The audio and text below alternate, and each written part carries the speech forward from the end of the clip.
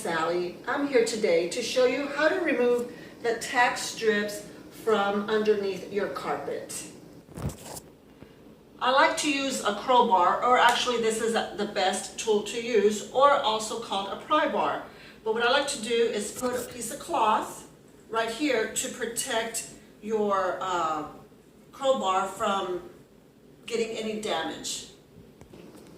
I like to focus on this nail. It's got some nails. This is a different tack strip. So focus on one at a time. So I'm going to get on this right here.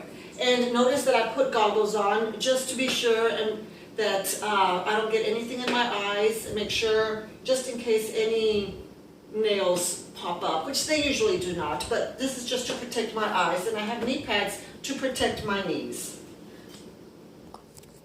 So we will start on the second nail. This is the first one, this is the second one. And hammer it right here. See how it easily lifts up? Then we go on to the next nail, the big nail.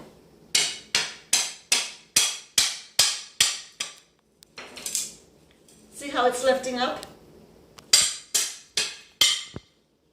I have one more here. Oh.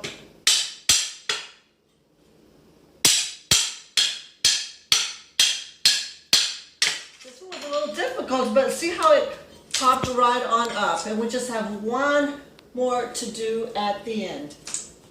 And it popped right on out. Simple. It just takes a little bit of time, but it's very, very simple to do.